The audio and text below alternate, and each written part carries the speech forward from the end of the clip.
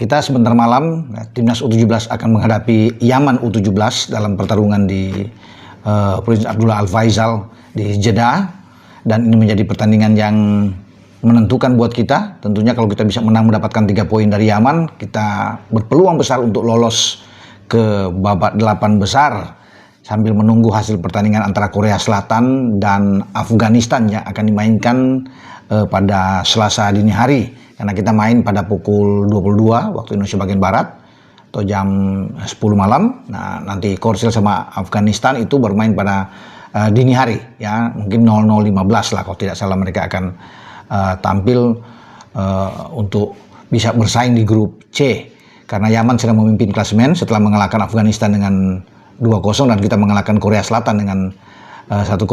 Pertandingan melawan Yaman kita menang dengan skor berapapun, ini akan bagus buat kita tentunya, sehingga Yaman akan bertarung habis-habisan dengan Korsel dalam pertandingan terakhir. Akan berbahaya buat kita kalau kita sampai kalah melawan Yaman tentunya, karena Yaman juga pasti akan ingin memenangkan laga ya melawan Indonesia. Nah, semalam saya menghubungi Pak Manajer Timnas U17 yang biasa dipanggil dengan Pak Zaki untuk menanyakan kondisi terakhir dari anak-anak. Dia mengatakan anak-anak dalam kondisi baik, siap tempur menghadapi Yaman, dan semua percaya diri untuk menghadapi Yaman. Ini penting buat tim, karena bagaimanapun ya kalau kita tidak optimis, tidak percaya diri, akan sangat sulit untuk menghadapi Yaman. Karena Pak Zaki bilang Yaman juga tim yang bagus setelah melihat pertandingan mereka melawan Afghanistan, dan mereka clean sheet dengan 2 gol yang dibuat oleh Muhammad Al-Garazi dan juga Al-Rawi ya saat itu.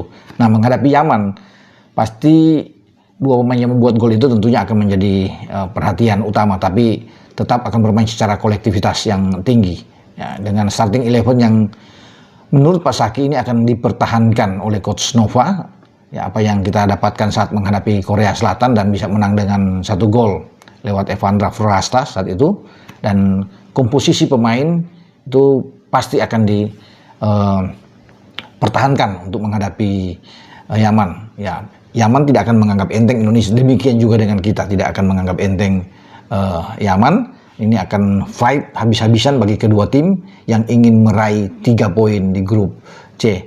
Seru, tetapi tetap kita harus yakin ya, sebagai penggemar timnas U17 juga ya, masyarakat Indonesia pasti akan berdoa, berharap bahwa kita bisa mendapat 3 poin melawan Yaman lewat perjuangan yang saya pikir memang tidak mudah. Tapi yang penting bagi Pak Zaki bilang, anak-anak sudah termotivasi. Ya, mereka ingin mengalahkan Yaman. Nah, itu penting teman-teman.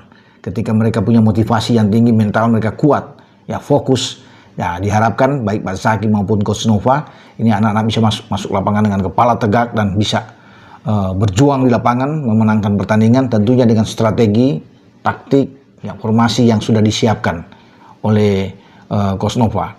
Sudah ada recovery sebelumnya, dan kemarin sudah bicara dengan taktik strategi yang akan diterapkan khusus menghadapi Yaman. Nova juga tahu bahwa Yaman juga melihat ya tentunya rekaman video pertandingan kita dengan Korea Selatan, dan mereka ingin bagaimana bisa mendapatkan poin penuh melawan kita.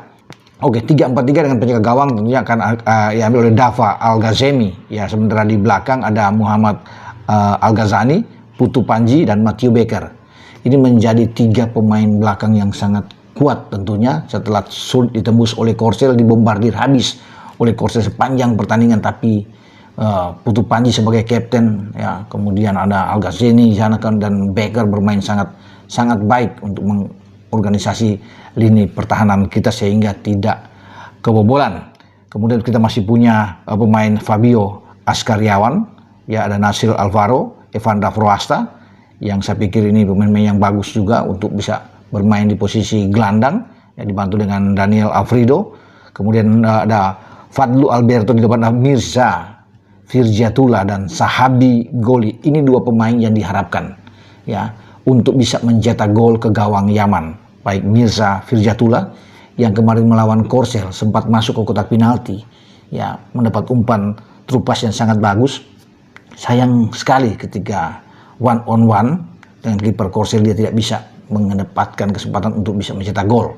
Ya, saya rasa kita akan bisa mendapatkan poin 3 menghadapi Yaman, sehingga ini bagus buat kita. Dengan saya Bung Ropan berbicara.